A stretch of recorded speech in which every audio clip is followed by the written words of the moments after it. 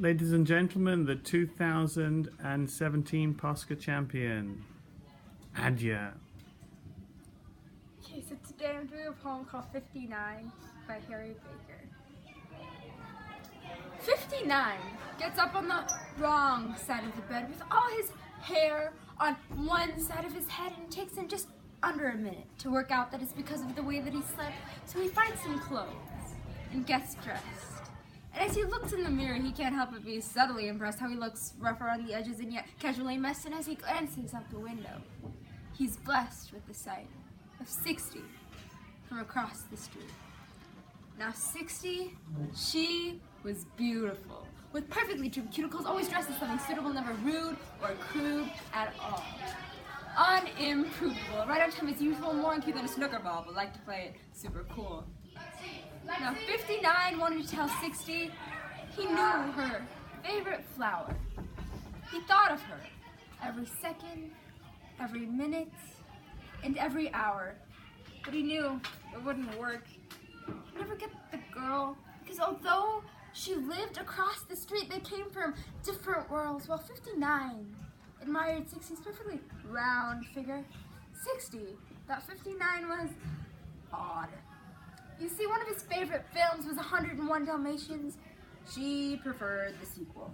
And sometimes he romanticized the idea that they were star-crossed lovers, that they get through the odds and evens because they had each other, while she maintained the strict views on her imposed by her mother, that separate could never be equal.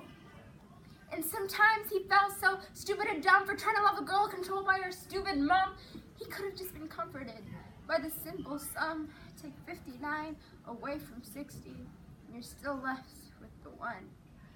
Sure enough, after 2 months of moping around, 61 days later, 61 was who he found. He'd lost his keys, and his parents were out, so one day after school he walked into a house, and as he noticed the slightly wonky numbers on the door, he wondered why he'd never introduced himself before, and as she let him in, his jaw dropped in awe, because 61 was like 60, but a little bit more.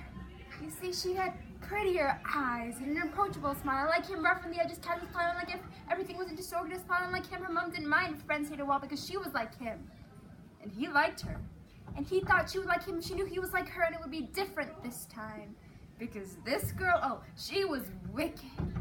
So he plucked up the courage and asked for her digits. She said, "I'm 61. He grinned and said, "I'm 59, and today I've had a really nice time, so tomorrow, if you wanted, you could come over to mine." She said, "Sure." She loved talking to somebody just as quirky, so she agreed to this unofficial first date. In the end, he was only ready 1 minute early, but that didn't matter, because she was just 1 minute late. And from that moment on, there was non-stop chatter, how they loved X Factor, how they had 2 factors, how that did not matter.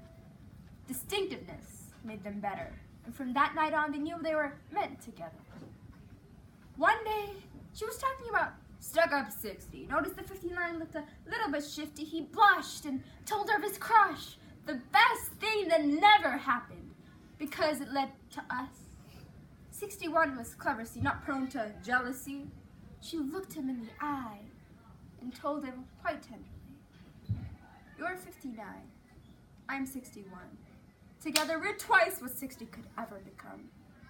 And at this point, 59 had tears in his eyes. So glad to have this one-of-kind girl in his life, he told her that the very definition of being prime was that with only one and himself could his heart divide.